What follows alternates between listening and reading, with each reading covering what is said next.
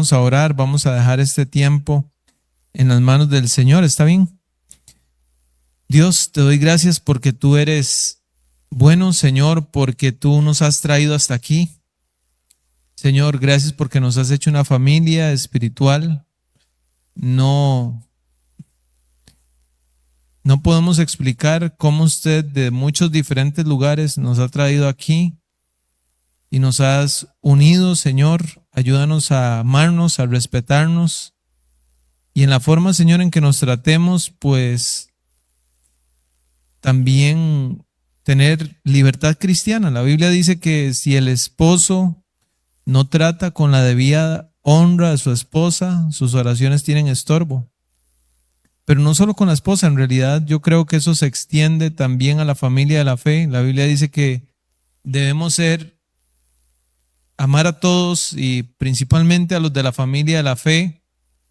Así, Señor, que esa unidad pueda de verdad afectar positivamente nuestra relación con usted. Señor, yo creo que la relación horizontal con otros afecta o beneficia nuestra relación vertical con usted. Te pido eso, Señor, en el nombre de Cristo Jesús. Amén y amén. ¿Puede tomar su lugar, por favor?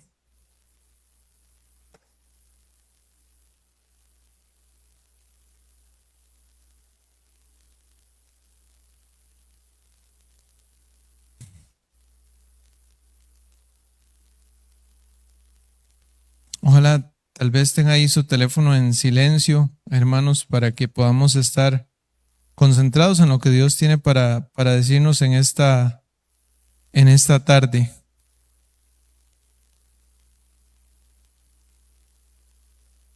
Bien, vamos a abrir la Biblia en primer libro de Samuel, capítulo 24. Primer libro de Samuel, capítulo 24.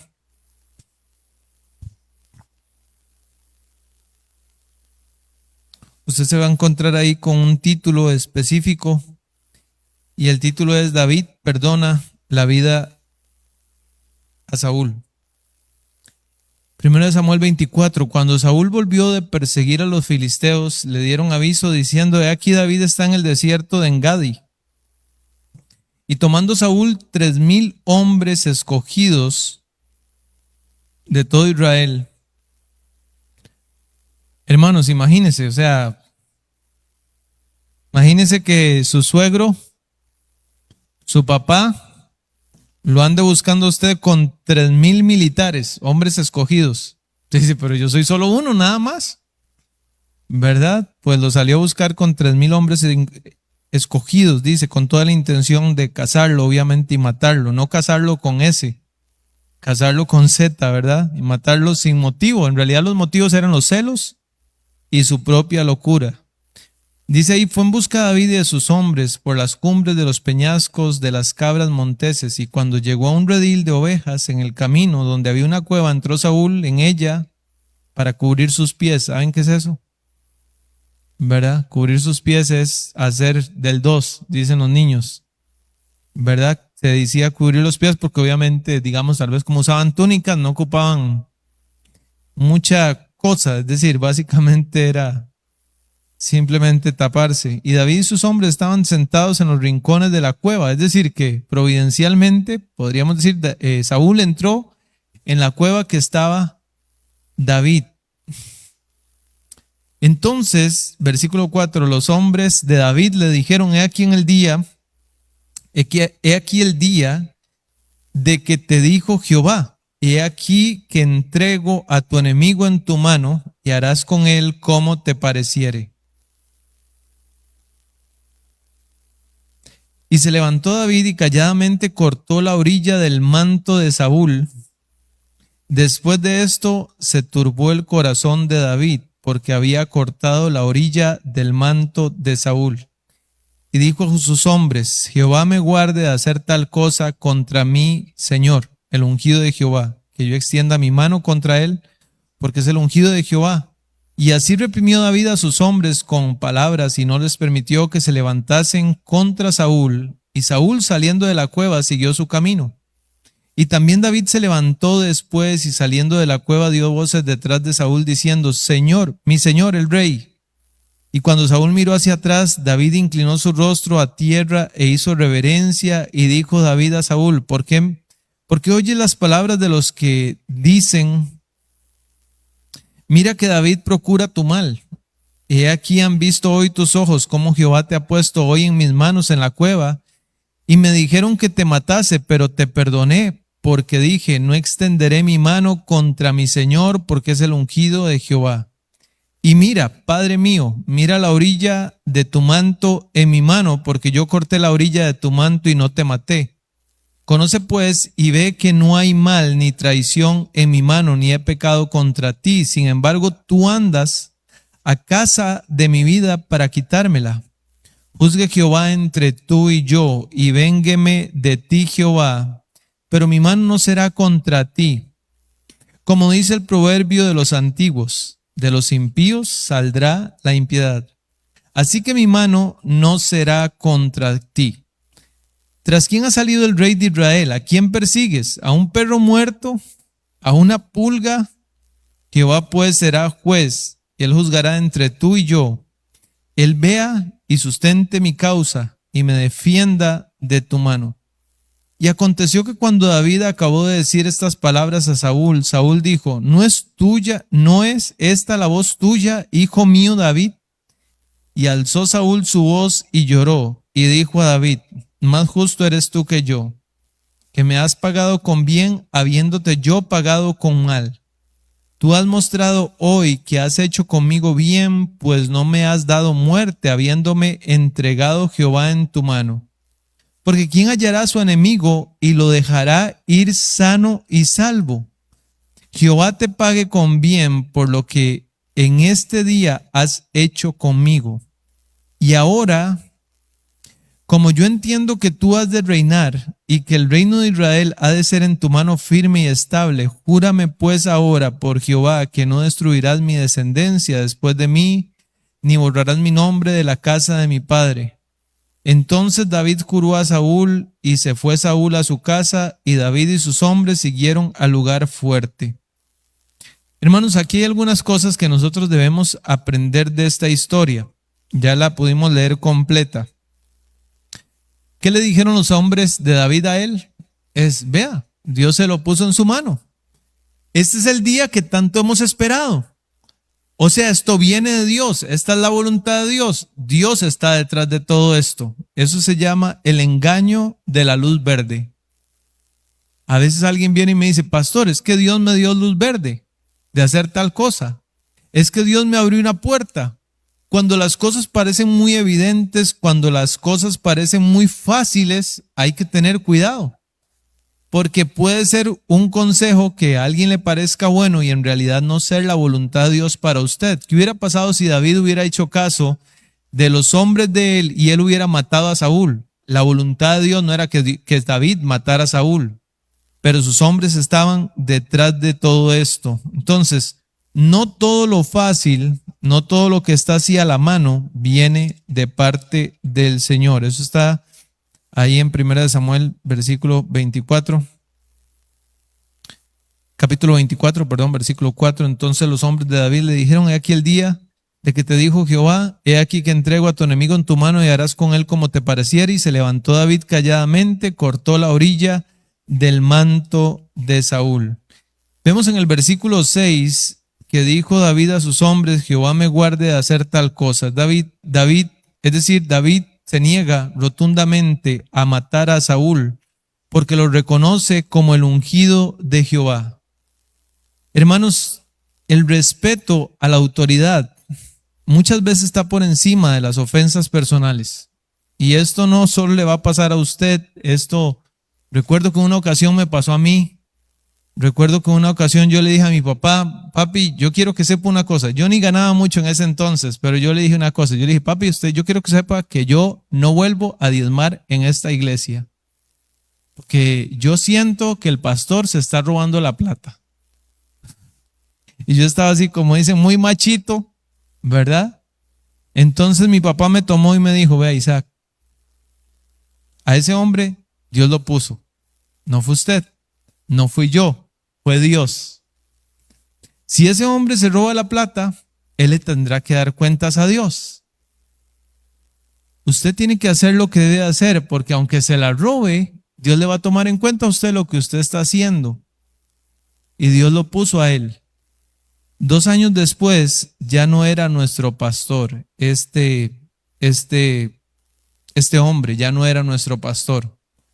Pero mi papá entendía algo que obviamente yo en mi madurez no entendía. Y mi papá usó esas mismas palabras. Él es el ungido de Jehová.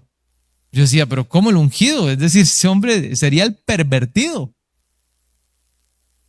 No el ungido. Pero eso, David entendía esto, aunque seguramente David también estaba joven. Aunque Saúl se había corrompido y había perdido el favor de Dios y odiaba a David, este respetó la posición y el orden establecido por Dios. El respeto se gana, nosotros decimos eso, ¿verdad? Decimos que el respeto se gana. Pues en realidad, hermanos, digámoslo así, Saúl se había ganado el respeto de David. No. Entonces el respeto no se gana, el respeto se da.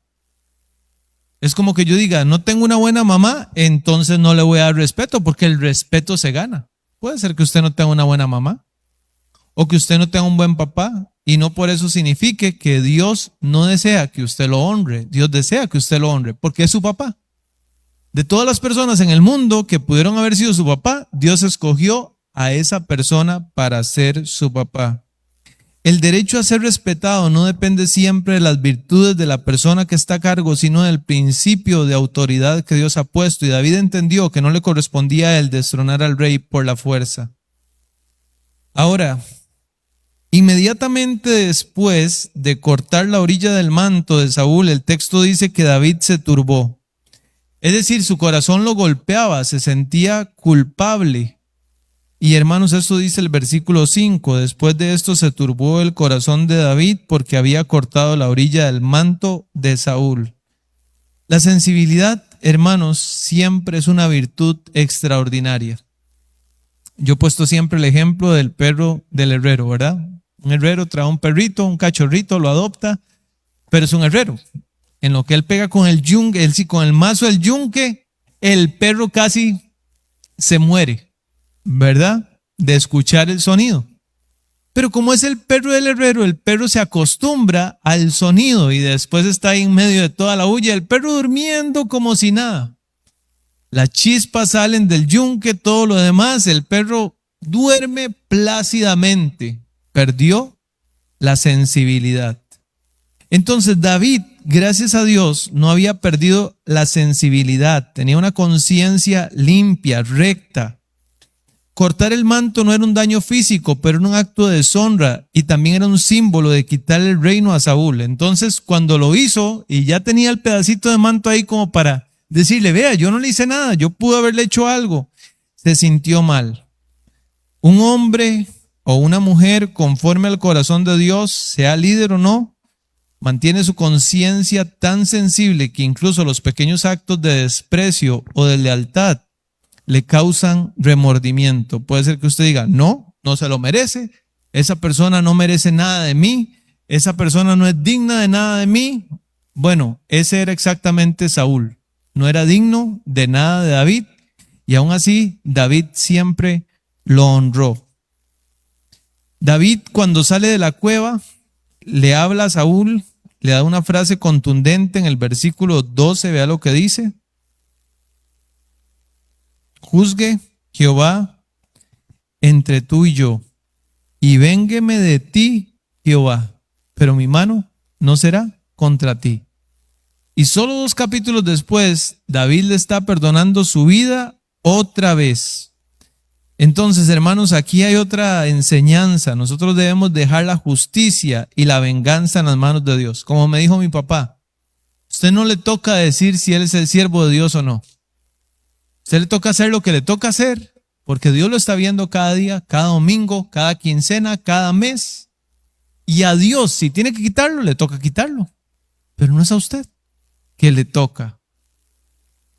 Es más, David, es muy curioso porque se pone ahí como un poco filosófico, ¿verdad? En el versículo 13, mientras que está hablando con Saúl, le dice, como dice el proverbio de los antiguos, hasta le dice un proverbio, como decir de los impíos saldrá la impiedad, así que mi mano no será contra ti, como diciendo, yo no soy igual, yo no estoy hecho de lo mismo. Si usted es un impío porque usted me anda buscando, es porque usted tiene su corazón mal, pero yo no voy a hacer lo mismo. Este mensaje se llama disruptivamente amoroso.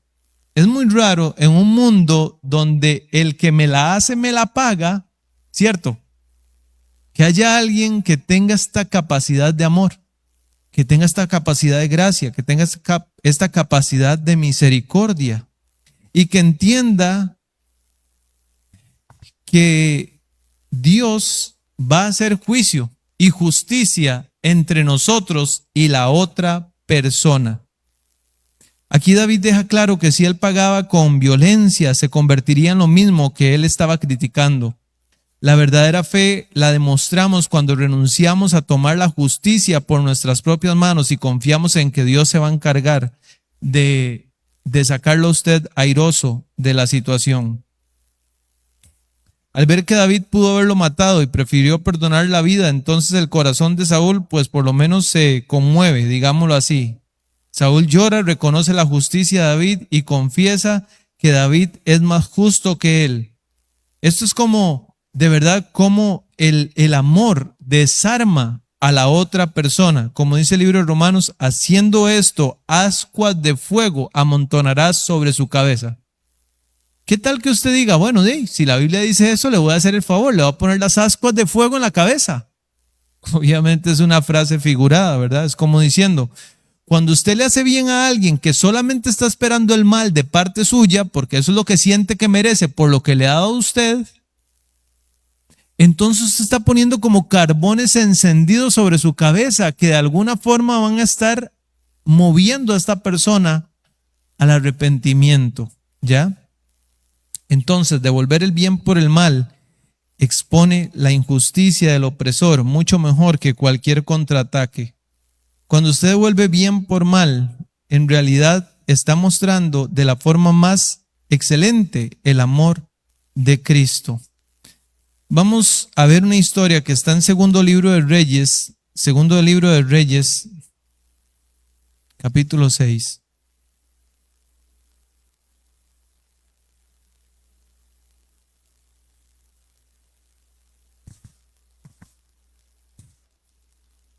Ahí en el versículo 8 dice Eliseo y los sirios. Ahora, voy a hacer lo contrario de lo que hice con la historia anterior. La historia anterior la leí, luego la explicamos. Voy a explicar esta antes de leerla.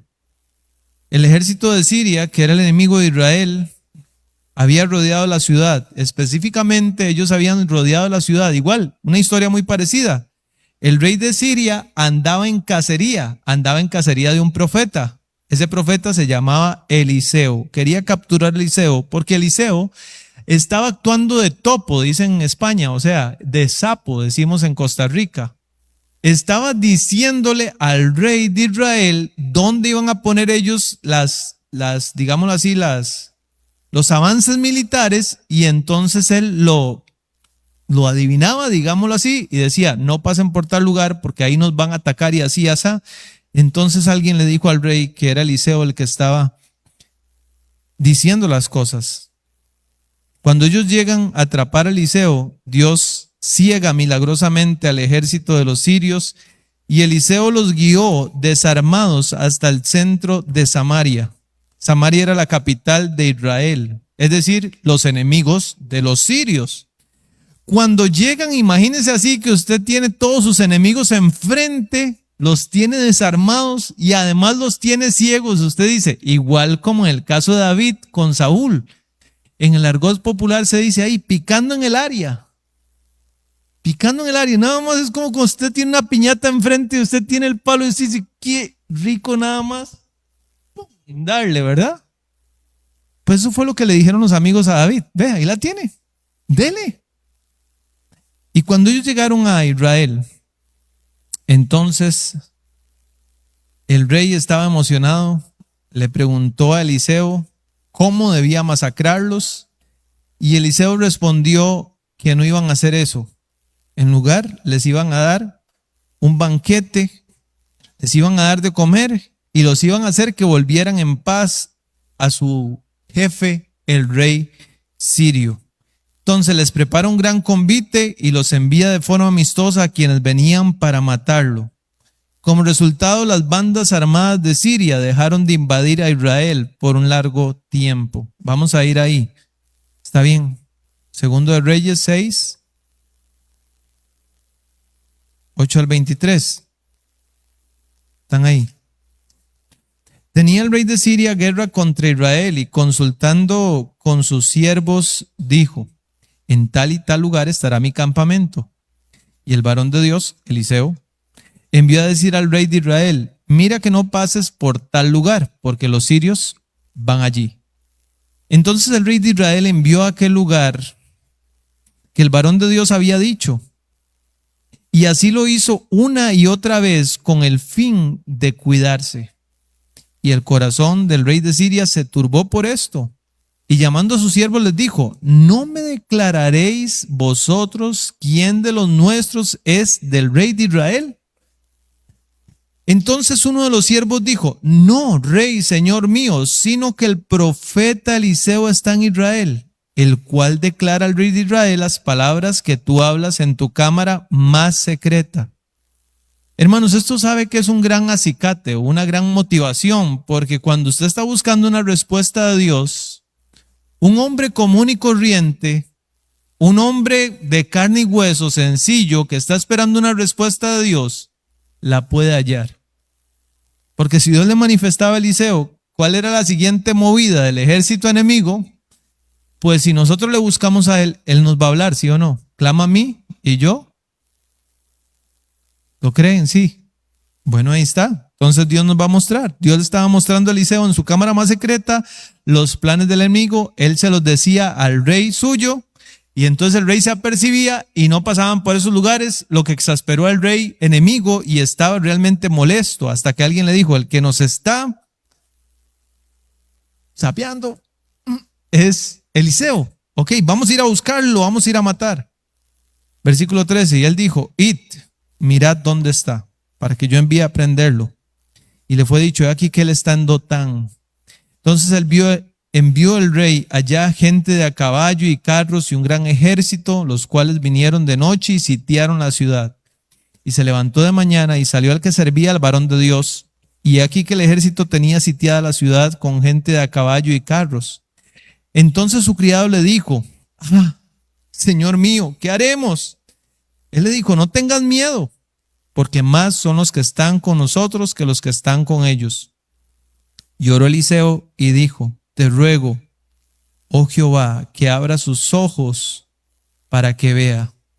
Entonces Jehová abrió los ojos del criado y miró, y aquí que el monte estaba lleno de gente de a caballo y de carros de fuego alrededor de Eliseo. Obviamente no es gente convencional, es un ejército de ángeles. Versículo 18, y luego que los sirios descendieron a él, obviamente para capturarlo y matarlo, dice que Eliseo oró a Jehová y le dijo: te ruego que hieras con ceguera a esta gente. Y los hirió con ceguera conforme a la petición de Eliseo. Después les dijo Eliseo: no es este el camino, ni esta la ciudad. Seguidme y yo os guiaré al hombre que buscáis. Y los guió a Samaria. Y cuando llegaron a Samaria, que ya dije que era la capital de Israel, dijo Eliseo: Jehová, abre los ojos de estos para que vean. Y Jehová abrió sus ojos y miraron y se hallaban en medio de Samaria. Cuando el rey de Israel los hubo visto, dijo a Eliseo: los mataré, padre mío. Ahora sí. Ahí está la piñata. ¿Cómo le doy? Por arriba, por abajo, les cortamos los dedos, les sacamos los ojos. ¿Qué hacemos? Esta gente son despiadados. Vamos a darle una sopa de su mismo, una cucharada, perdón, de su misma sopa. Entonces, dice el versículo 22, se le respondió: no los mates. ¿Matarías tú a los que tomaste cautivos con tu espada y con tu arco?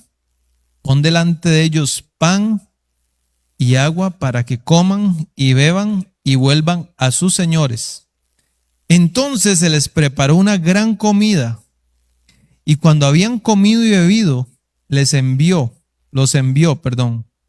y ellos se volvieron a su señor. Y nunca más vinieron bandas armadas de Siria a la tierra de Israel. Hermanos, así o más disruptivo puede ser el amor de Dios en un ser humano común y corriente, porque cuando nosotros decimos, es que Eliseo es un hombre sobrenatural, es un hombre casi un ángel. No, es un hombre común y corriente. Ahora de esto también podemos aprender cosas. Cuando el criado de Eliseo ve el ejército sirio rodear la ciudad, entra en pánico y grita en el versículo 15, Señor mío, ¿qué haremos? No hay ocasiones en que llega la quincena y decimos, ¿qué vamos a hacer? Amor, no lo vamos a lograr, etcétera. Eliseo le responde con una verdad muy importante, espiritual y eterna. No tengas miedo, porque más son los que están con nosotros que los que están con ellos. Qué bonito es sentir el respaldo de Dios, ¿cierto? Dios estaba con Eliseo. La realidad espiritual es mayor que la crisis que usted puede ver. El miedo es el resultado de mirar únicamente en un plano físico del problema. Dios está sobre el problema. Dios está sobre ese plano físico. Las crisis a menudo nos ciegan a la protección y los recursos divinos que ya están operando a nuestro favor tras el telón. Hermanos, es maravilloso cuando usted dice, Dios, tengo una necesidad. Yo un día tenía una necesidad y me puse de rodillas y yo le dije, Señor, usted conoce que no estoy en esta situación por irresponsable. Y le oré a Dios.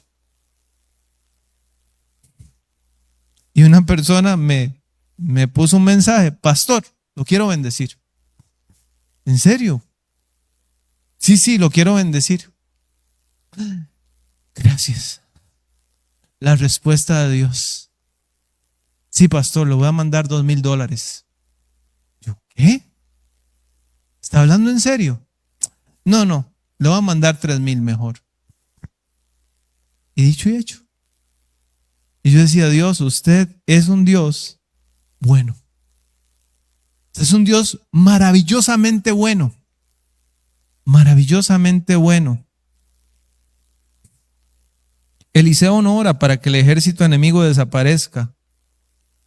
Eliseo ora por algo mejor, para que su criado pueda ver quiénes están con ellos. Te ruego, oh Señor, que abra sus ojos para que vea. Versículo 17.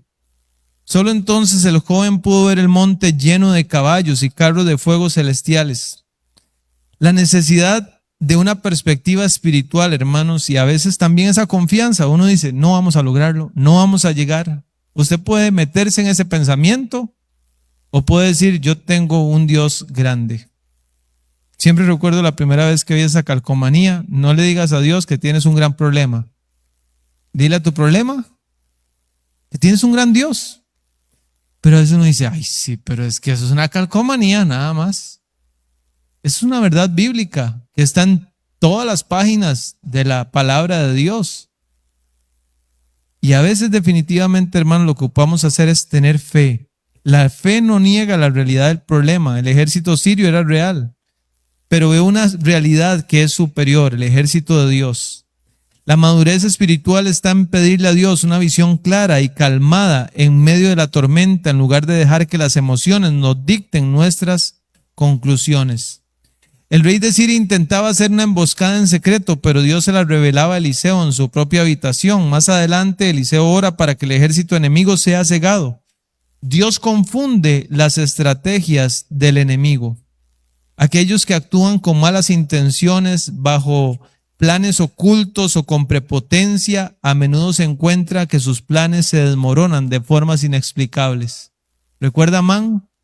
Dijo, voy a hacer una horca para Mardoqueo. Ahora, una horca suena como algo feo, porque usted dice, es un cable, todo el asunto. Una vez que hicimos un estudio del libro de Esther, resulta que una horca era como un palo con una punta en la cual se metía una persona como un pollo. se ponía en ese palo y ahí quedaba guindado hasta que moría. Pues este hombre hizo una horca para Mardoqueo.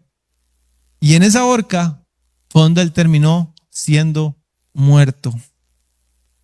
El poder humano es un castillo de naipes frente a la soberanía de Dios. El poder humano es un castillo de naipes. Dios nada más puede decir, usted tiene este plan de tocar a mi hijo, a mi siervo. Y todo se cae. Simplemente se cae. Cuando los soldados enemigos quedaron desarmados e indefensos en el centro de la capital de Israel, el rey quiso masacrarlos de inmediato. Eliseo lo detiene y ordena prepararles un gran banquete. Póngales pan, póngales agua delante de ellos. Este hombre hace algo distinto, hace algo disruptivamente amoroso. Rompe la violencia con generosidad, con bondad, con amor. La justicia humana exige venganza, pero la sabiduría de Dios propone reconciliación, tratar con dignidad a las personas, con generosidad a quien te ha querido hacer daño. Esto desarma la hostilidad de una manera que las armas jamás podrían lograr. El pasaje concluye con un resultado directo de este acto de misericordia en el versículo 23. Vea lo que dice. Y nunca más vinieron bandas armadas de Siria a la tierra de Israel. ¿Por qué? Porque los masacraron de una forma tan fea que dijeron, nos vencieron tan feo que no volvemos. No, dijeron, nos trataron tan bien que son personas con las que no nos tenemos que meter. Porque Dios está con ellos. La guerra se detuvo no por una victoria militar, sino por un acto de gracia. Hermanos, la bondad genera paz a largo plazo. Paz de verdad. Esto es ser amorosamente disruptivo. Cuando usted contraataca, el conflicto solo se perpetúa. Es decir, básicamente, ¿cómo es que funcionan estas guerras en el Medio Oriente? Uno ataca al otro, el otro responde con ataques, uno lo ataca, el otro lo ataca, y así pasan 10 años, así pasan 20 años, así pasan 100 años, así pasan 1000 años, porque básicamente es como ha sido todo. En cambio, vencer el mal con el bien corta la raíz del odio. Por último, vamos a ver, hermanos, cómo el perdón en la muerte de Esteban funcionó como el detonante espiritual y hasta mental que persiguió la conciencia de Pablo, Saulo de Tarso, hasta el momento de su conversión. La Biblia dice que, vamos a Hechos capítulo 7. Hechos 7.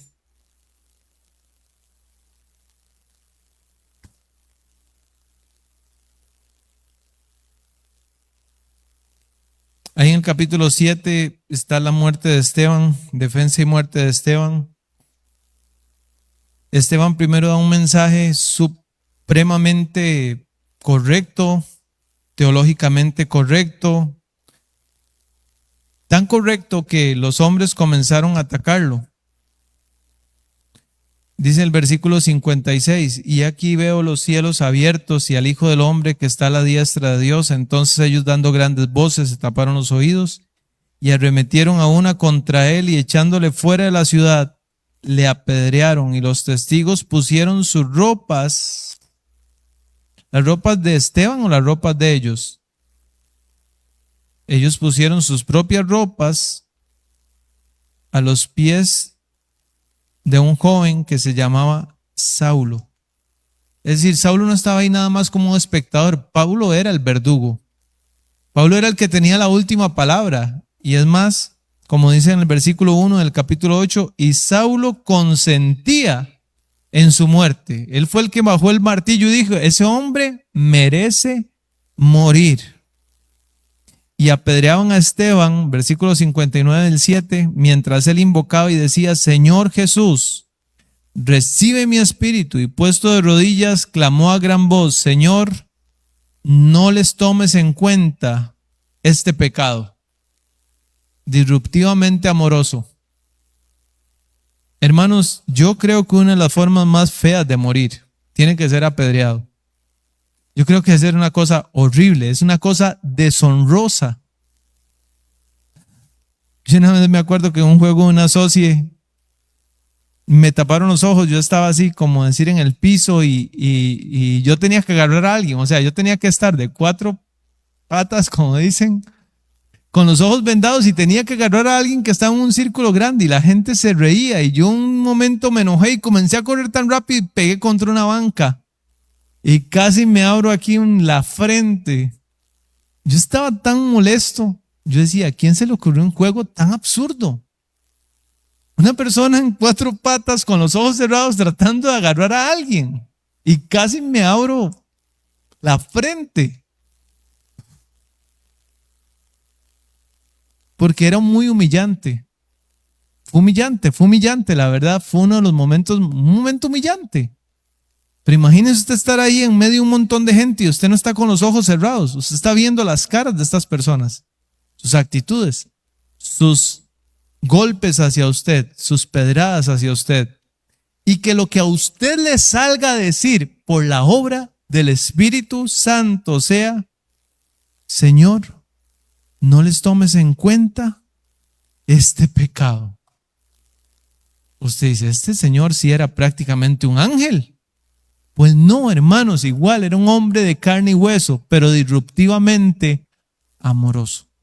Disruptivamente amoroso.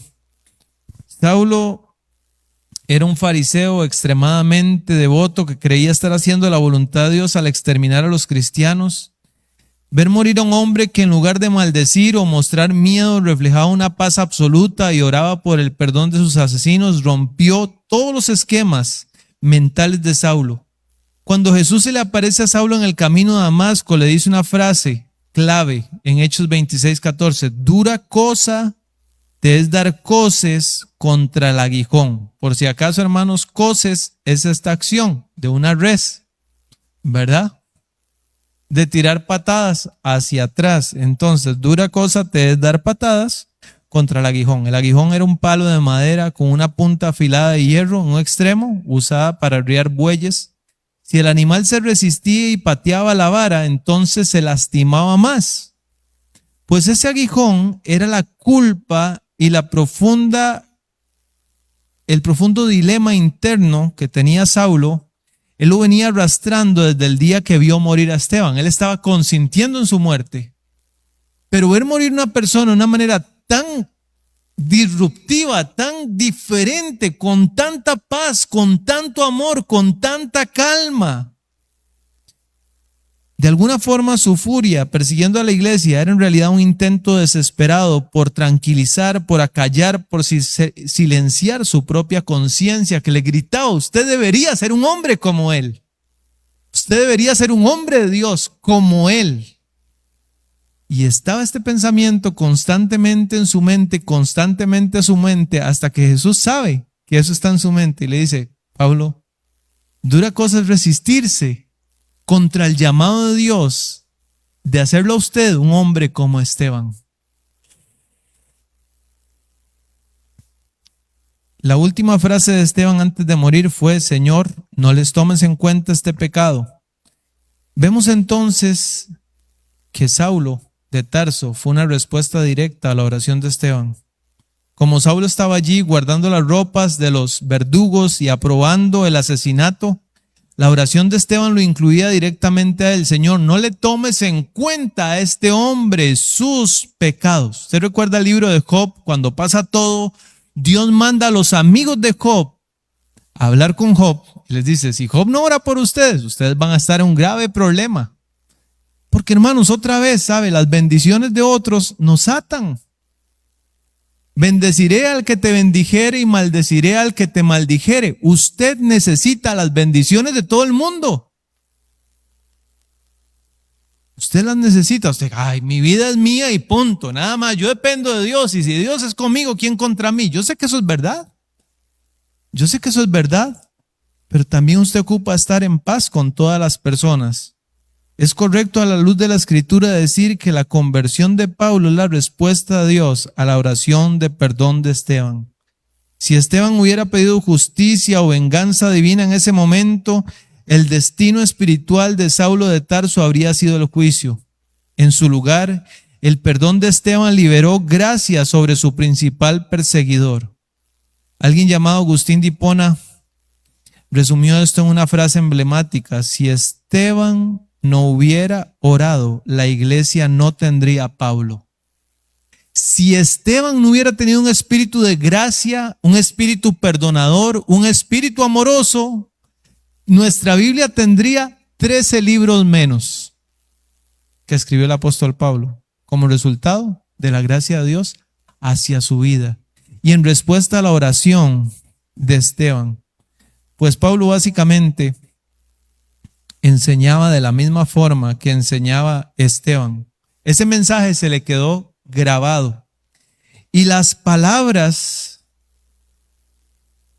que él dijo fueron sus propias palabras. La forma en que él trató a sus propios enemigos fue la forma en que Esteban trató a sus propios enemigos. Esa situación le enseñó a Pablo mucho más que 4 o 5 años en el seminario, porque conoció a un hombre disruptivamente amoroso. Hermanos, lo más disruptivo que dice la Biblia sobre el amor es el mandato de amar a nuestros enemigos. Ya vimos cómo amó David a Saúl, su principal enemigo. Ya vimos cómo Eliseo amó a sus enemigos.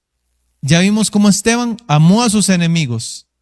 Nosotros hemos experimentado toda nuestra vida cómo Dios nos amó a nosotros, que no éramos sus amiguitos, éramos sus enemigos. Eso éramos. Y nos perdonó y nos amó. Vea lo que dice Mateo 5, por favor.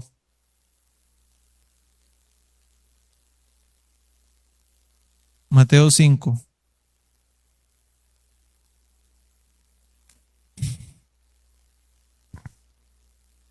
¿Oísteis que fue dicho? Mateo 5:38. ¿Oísteis que fue dicho? Ojo por ojo y diente por diente. Pero yo os digo, no resistáis al que es malo. Antes, a cualquiera que te hiera en la mejilla derecha, vuélvele también la otra. Y al que quiera ponerte a pleito y quitarte la túnica, déjale también la capa. Y cualquiera que te obligue a llevar carga por 1 milla, ve con él 2. Al que te pida, dale. Y al que quiera tomar de ti prestado, no se lo rehuses. Oísteis que fue dicho, amarás a tu prójimo y aborrecerás a tu enemigo. Esto era una tergiversación del versículo aquel que dije, amarás a tu prójimo como a ti mismo. Pero yo os digo, amad a vuestros enemigos, bendecid a los que os maldicen, haced bien a los que os aborrecen y orad por los que os ultrajan y persiguen, para que seáis hijos de vuestro Padre que está en los cielos, que hace salir el sol sobre buenos, sobre malos y buenos, que hace llover sobre justos e injustos. Porque si amas a los que os aman, si amáis a los que os aman, ¿qué recompensa tendréis? ¿No hacen también lo mismo los publicanos? Y si saludáis a vuestros hermanos solamente, ¿qué hacéis de más? ¿No hacen así también los gentiles? Sed pues vosotros perfectos, como vuestro Padre que está en los cielos es perfecto. Ahí está esto bien clarito, hermanos.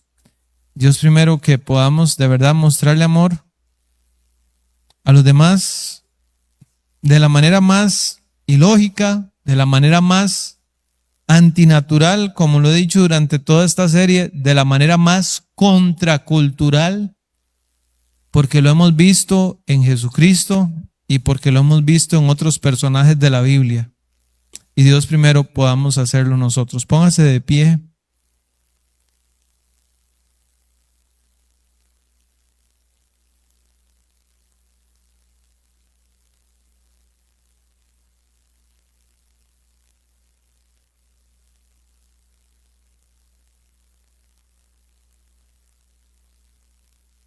Yo supe la historia de un hombre que estaban así cerca de una poza.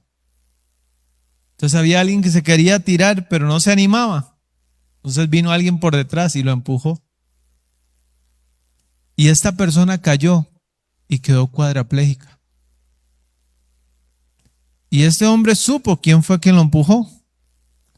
Pero el hombre que lo empujó nunca quiso llegar a pedirle perdón. Porque él decía, eso es imperdonable. Él mismo sentía que era un descarado llegar a pedir algo perdón, que no tiene perdón. Pero un amigo en común sabía que el hombre que había sido empujado quería hablar con él y quería decirle que lo perdonaba. Y cuando este hombre se dio cuenta que el otro estaba dispuesto a perdonarlo, se echó a llorar porque no podía creerlo. Y le dijo, vamos, móntese al carro, yo lo voy a llevar y vamos a hablar con él. Cuando llegaron, los dos lloraron y este hombre le dijo, yo siempre había querido verlo a usted cara a cara para decirle que yo no tengo nada contra usted, yo lo perdono. Una situación, Dios la permitió, Dios sabe por qué la permitió. ¿Estás perdonado? Y usted dice, wow, disruptivamente amoroso. Pero son como cosas que uno dice, Dios, pues entonces, ¿por qué a mí me cuesta tanto? ¿Por qué yo tengo esta lucha? Nosotros cantamos, dame un nuevo corazón, Señor. Dame un nuevo corazón, Señor. Transforma mi corazón, porque básicamente eso es lo que yo más necesito. Necesito ver a las personas diferentes, necesito verlas como Cristo las ve. Dios, yo, como hacen los jóvenes, desearía tener enfrente a Eliseo y decirle, por favor, pásenme algo de eso. A David y decirle, sabes que usted lo tuvo ahí en la cueva, pero nada más era así, rapidito. No, pero usted hizo lo correcto, David, por favor, no se páseme algo de eso. A ver, no es David el que va a hacer eso. No es Eliseo el que va a hacer eso. Es Cristo el que va a hacer eso. Porque el amor de Dios ha sido derramado en nuestros corazones. Por medio del Espíritu Santo. Él nos enseña a amar. Hermanos, qué importante de verdad que nos pongamos ahí en la rueda del alfarero y le digamos, Dios, si yo me echo a perder como vasija, porque me he echado a perder un montón de veces, destrúyame. Pero por favor, vuélvame a hacer. Usted es el perfecto alfarero. Ustedes, sus manos son, no hay nadie más, no hay un maestro artesano más perfecto que usted, Señor. Reconstrúyeme. Yo quisiera ser como David. Yo quisiera ser como Eliseo. Yo quisiera ser como Esteban, pero sobre todo, Señor, sobre todo, yo quisiera ser disruptivamente amoroso como Jesús. Al punto de que cuando me vea, yo no me reconozca. Cuando yo me vea y yo vea lo que estoy haciendo, perdonando a quien estoy perdonando, mostrando el amor a quien estoy mostrando amor, que yo diga, Dios, ¿qué hiciste el otro Isaac Rivera? ¿Dónde lo puso usted? ¿Dónde lo metió? Y si eso pasa, toda la honra y toda la gloria sea para Dios. Porque si eso pasa, y eso puede pasar, y eso va a pasar, puede ser que usted diga, es que obvio, yo soy igual que Eliseo. La carne es tan terrible que cuando podemos hacer algo por la gracia de Dios, terminamos echándonos las flores nosotros mismos y robándonos la gloria que le pertenece a Dios. Pero antes, hermano, pídalo. Si a alguien le pueden estar rompiendo el cuerpo a pedradas y puede salir de su boca palabras de gracia, significa que usted y yo podemos. ¿Sí o no? Significa que usted y yo podemos. Padre Celestial, hay muchas cosas que pudiéramos pedir, como aquella ocasión cuando usted se le apareció a Salomón y usted le dijo que pidiera algo. Él pudo haber pedido la vida de sus enemigos, dice la Biblia, pero no pidió la vida de sus enemigos. No pidió largura de días, no pidió mucho dinero, no pidió fama, no pidió riquezas. Él pidió conocimiento, sabiduría, discernimiento. Pues Señor, a la luz del tema que hemos venido hablando, nosotros te pedimos, Señor, la ternura de Cristo. Señor, te pedimos ese amor, ese respeto, ese corazón disruptivamente amoroso que tenía David, que perdonó 2 veces a su peor enemigo. 2 veces le perdonó la vida. Ese amor que tenía Eliseo, que venció, como dice Romanos, con el bien el mal. Que no volvieron a ser atacados por esas personas que dijeron, no podemos atacar a una persona que nos ha tratado bien, que nos hizo un banquete, que nos dio agua y que nos devolvió en paz a nuestras familias. Que Dios, tú nos puedes dar un corazón, una mente como la de Esteban, una mente como la de Pablo. Y sobre todo, Señor, la Biblia asegura que los creyentes tenemos la mente de Cristo. No es ni siquiera pedir demasiado, porque ya el amor de Cristo ha sido derramado en nuestros corazones. Es ponerlo en práctica. Señor, yo te pido que si hay algo que nos va a distinguir como congregación, sea el perdón, sea la humildad, sea la paciencia, sobre todo, Señor, sea el amor. Por favor, Señor, si nos vas a conceder algo, concédenos eso. Porque el amor trasciende esta vida, porque el amor nunca dejará de ser. Porque el amor es lo único que vamos a conservar una vez que estemos nosotros en un ataúd. Es lo único que nos seguirá hasta la eternidad cuando estemos con usted. Y veremos, Señor, conoceremos cómo fuimos conocidos, dice la Biblia, conoceremos de verdad que valió la pena obedecer su voz, obedecer su voluntad. Te lo pido, Señor, oro en el nombre de Cristo Jesús. Amén y amén.